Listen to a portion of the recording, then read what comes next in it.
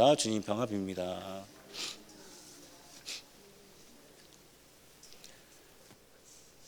한 주의 시작을 새벽 기도로 시작하시는 여러분들에게 하나님의 축복이 임하기를 주님의 이름으로 소망합니다. 누구나 자신만의 소원을 가지고 있습니다. 부모에게 있어서 소원은 무엇일까요? 자기보다는 자기 자녀가 내가 세상에 살아갈 때보다 훨씬 더 많은 하나님의 축복을 받아서 그 복을 누리며 살아가는 것입니다. 공부하는 학생들에게 있어서 소원은 무엇일까요? 좋은 대학에 가는 것일 것입니다. 목회자에게 있어서 소원은 무엇일까요? 교인들이 영적으로 성숙하는 것을 보는 것, 그것이 바로 소원이 아닐까 생각해 봅니다. 소원은 문자 그대로 내가 바라는 것입니다. 히브리서에서는 믿음을 어떻게 정의하고 있을까요? 바라는 것들의 실상이다. 먼저 이루어진 것이 아니라 내가 하나님께 소원을 아뢰고 바라게 되면 그것이 구체적으로 하나님께서 역사하시는 믿음으로 나타나게 된다. 실상이다. 그렇게 말하고 있다는 사실입니다. 그런데 소원을 쉽게 가지면 그 소원이 소원이라 말할 수가 있을까요? 여기에서 소원이 역설에 등장하게 된다라는 사실입니다. 한 사람이 이제 자전거를 타고 라이딩을 가는데 물을 깜빡 잊고 나왔습니다. 평소에는 물을 먹지도 않는데 떼약볕이 계속되자 목이 마르게 되었어요. 아, 내가 물을 가지고 나오지 않았지라고 깨닫는 순간 이제 목이 마르기 시작합니다. 사람이라는 게 소원이라는 게 그렇게 된다는 것이죠. 빨리 물이 있는 곳으로 가야지. 소원은 이렇게 역설이 존재한다라는 것입니다. 쉽게 가지지 못해야 소원이 된다라는 것이죠. 소원이 쉽게 가질 수 없기에 그것이 바로 소원이 된다라는 사실입니다. 만약 우리가 즉각 소원을 가지게 된다라고 한다면 그것이 소원이라 부를 수가 있겠습니까? 이렇게 본다면 소원은 무엇입니까? 어떤 것을 직접적으로 실제 성취하는 것이 아니라 내가 그것을 바라는 마음이다라는 겁니다. 태도이다라는 것이죠. 오늘 우리가 읽은 말씀에 등장하는 다윗도 하나님께 한 가지 소원이 있었다라는 겁니다. 다윗은 어떤 소원이 있었을까요? 짧게 한 가지만 나누고 말씀을 마치고 합니다. 우리가 읽었던 말씀 다시 한번 제가 읽어드리도록 하겠습니다. 내가 여호와께 바라는 한 가지 일 그것을 구하리니 곧 내가 내 평생에 여호와의 집에 살면서 여호와의 아름다움을 바라보며 그의 성전에서 사모하는 그것이라. 다윗이 지금 몇 가지 소원을 하나님께 아뢰고 있습니까? 한 가지입니다. 여러분들은 새벽 기도하실 때 하나님께 몇 가지 소원을 아뢰며 나아가고 계십니까? 다윗은 딱 한 가지를 가지고 있었다는 것이죠. 시편 27편을 읽어보게 되면 다윗의 상황이 참 녹록하지가 않습니다. 2절을 보게 되니까 악인들이 다윗의 살을 먹으려고 한다라는 겁니다. 일반적으로 이런 말 언제 사용합니까? 누군가 자신의 노동력을 너무 심하게 착취하게 된다면 내 피를 빤다라고 얘기하기도 하고요. 30대가 되도록 50대가 되도록 자기 앞가림을 못하고 있는 자녀가 있다고 한다면 쟤는 참 내 피를 빤다 그렇게 이야기를 합니다. 그런데 살을 먹었다라는 것은 어떤 의미입니까? 맹수가 자신이 먹어야 될 이 육체의 동물을 먹을 때 살을 먹는다 그렇게 이야기합니다. 얼마나 사람이 자신을 괴롭혔으면 맹수에 비유하여서 자신의 살을 먹고 있다라고 그렇게 말할 수가 있겠습니까? 또한 군대가 자신을 괴롭히고 있다 그렇게 이야기를 합니다. 군대면 얼마나 많은 사람들입니까?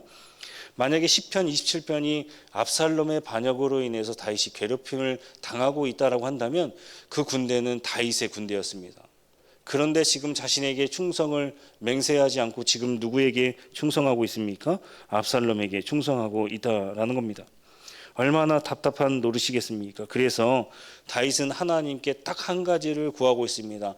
평생에 주님의 집에서 살고 싶습니다 라고 그렇게 간구했다는 겁니다. 원어로 보자면 한 번만 간구한 것이 아니라 다윗이 어떤 문제가 있고 고난이 있을 때마다 그렇게 딱 한 가지를 구하게 됐다라는 사실입니다. 하나님의 집에 사는 사람들이 있습니다. 어떤 사람들일까요? 제사장이고 레위인입니다. 그러나 다윗은 그러한 사람의 부류에 들어가지 않는다라는 것이죠. 마지막 사사인 사무엘도 하나님의 음성을 성소에서 하나님의 집에서 들었다라는 것이죠. 우리 예수님 하나님의 집을 정의할 때 어떻게 정의하셨습니까? 기도하는 집이다라고 정의해 주셨습니다. 기도하는 집이라는 뜻은 어떤 의미가 있을까요? 하나님의 인도하심 아래 보호하심 아래에 들어갔다라는 것을 설명하고 있습니다. 그런데 왜 그가 주님의 집에 평생 살기를 간구했을까요?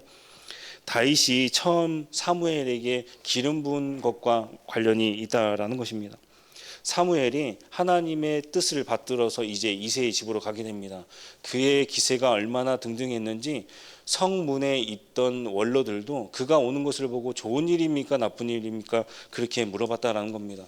그의 말 한마디면 날아가는 새도 떨어뜨리는 그런 권력과 권세가 있었다는 것이죠. 실제로 사무엘은 왕을 세우기도 하고 패하기도 했던 인물입니다. 그래서 좋은 일로 갑니다 라고 얘기했더니 그때사 원로들이 안심하면서 그의 길을 터주게 되었다라는 것입니다. 사무엘은 제단을 쌓고 이새의 아들들을 한 명씩 초대하기 시작합니다. 맞선을 보았다라는 것이죠. 첫째 아들 엘리압이 그 앞을 지나갑니다. 그의 용모가 얼마나 뛰어났던지 영적 거장인 사무엘도 하나님 이 사람입니다. 얼굴도 잘생기고 키도 크고 팔도 깁니다. 전쟁을 잘할 것 같아요 라고 그렇게 하나님께 아뢰었다라는 사실입니다. 하나님께서 무엇이라 말씀하십니까? 사람은 외모를 보거니와 나 여호와는 중심을 본다 그렇게 말씀해 주셨습니다. 하나님께서는 사람은 외모를 봅니다. 볼 수밖에 없습니다. 그러나 하나님께서는 마음의 중심을 보신다라는 것입니다. 하나님께서는 결과가 아니라 그 사람의 과정, 과연 그 사람이 어떤 것을 할 때에 하나님께 중심을 두었는가 그것을 바라보신다라는 사실입니다. 하나님께서는 둘째 아비나답도 셋째 삼마도 이새의 아들들 중에서 7 아들 중에서 택하지 않으셨다라는 겁니다. 누구를 택하셨습니까? 다윗입니다.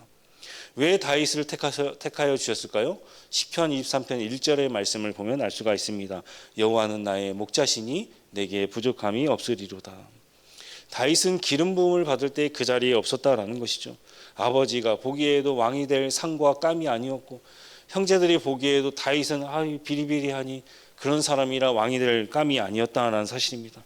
그런데 그가 양을 치면서 무엇이라 고백하고 있습니까?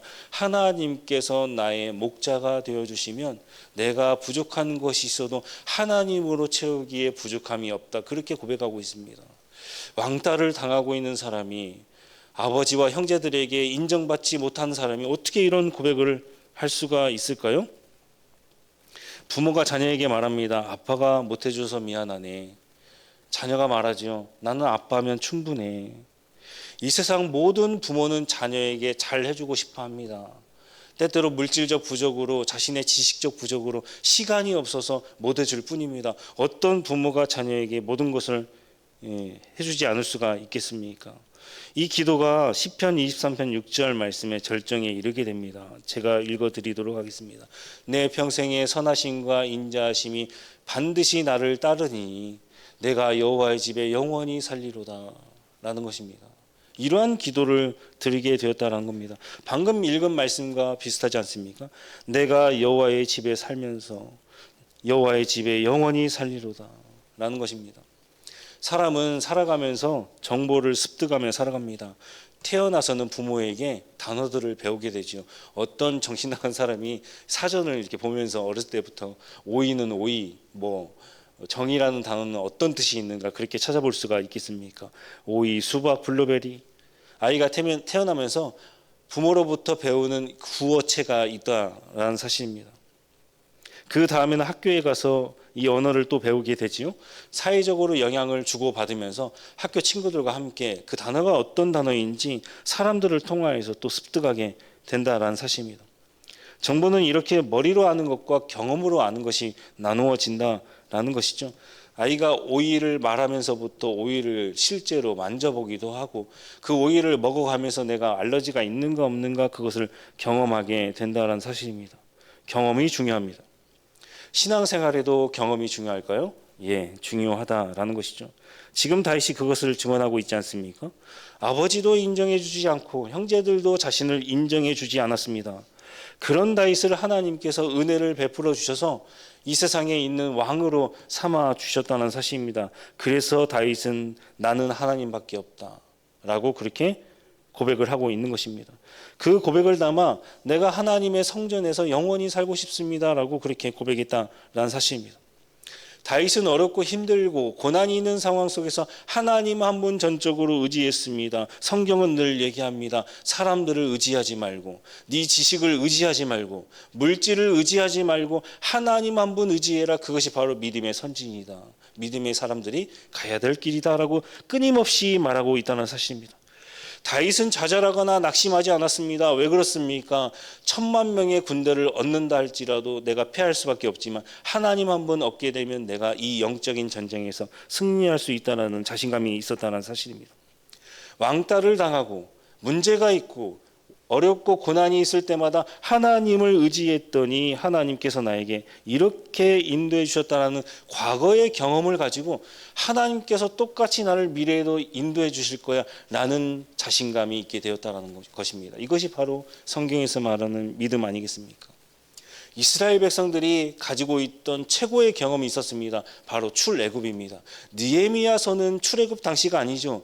그런데 항상 느헤미야가 얘기할 때마다 출애굽에 관한 기억들을 떠올리게 된다는 사실입니다. 마가복음에서 출애굽이라는 말은 없지만 비슷하게 길이라는 단어가 많이 사용되고 있습니다. 다시 말하면 그 과거에 있었던 이스라엘 백성들의 출애굽 경험이 신약 성경에 기록되기까지도 영향을 주게 되었다는 사실입니다. 그만큼 여러분들이 가지고 있던 하나님에 대한 그 구원의 경험이 현재 나에게 있는 신앙에까지 영향을 미치게 된다는 사실입니다. 그러면 무엇이 중요합니까? 여러분들이 가지고 있던 과거의 경험이 하나님을 만난 경험이 중요하다는 사실입니다. 지금 그에게 군대가 있습니까? 없습니다. 오히려 군대가 자신을 괴롭게 만든다라는 것이죠. 그를 돕는 사람이 있습니까? 오히려 자신의 살을 뜯어먹으려는 사람들만 주위에 질비하고 있다는 사실입니다. 그럴 때마다 다윗이 붙잡은 것이 한 가지 있습니다. 여호와의 집에 살면서 하나님을 간구하는 것, 그것뿐이었다라는 사실입니다. 이 지점에서 왜 다윗이 믿음의 선진의 반열에 들어갔는지 우리가 알 수가 있습니다. 그가 하나님을 영원토록 붙잡았기 때문에 그렇습니다. 신앙의 실력은 하나님을 만난 경험에서 나오는 것입니다. 세상 지혜가 아닙니다. 물질이 아닙니다. 많아지는 것, 그것이 아닙니다. 하나님께서는 여러분들에게 지금이라도 충분한 물질을 주실 수 있습니다. 하나님이 중요합니다. 하나님을 붙잡아야 된다라는 것입니다. 이것이 신앙의 실력입니다. 여러분들은 어떠하십니까? 하나님께서 여러분들을 구원해 주셨던 과거의 경험이 있으십니까? 그 경험이면 충분하다라고 오늘 본문에서는 말씀해 주고 있다는 사실입니다. 그 경험이 쌓이다 보면 아무리 어려운 상황에서도 과거의 경험을 떠올리고 그 경험을 통하여서 미래에도 넉넉히 이길 만한 힘을 주시고 힘이 된다라는 사실입니다. 나를 인도하셨던 하나님, 우리 가정을 인도해 주옵소서. 나를 인도하셨던 하나님, 우리 교회를 인도해 주옵소서라고 우리가 어떤 문제가 생길 때마다 하나님께 이렇게 기도해야 된다는 사실입니다. 이 기도가 다윗의 기도뿐만 아니라 여러분들의 기도가 되기를 주님의 이름으로 간절히 소망합니다. 기도하겠습니다.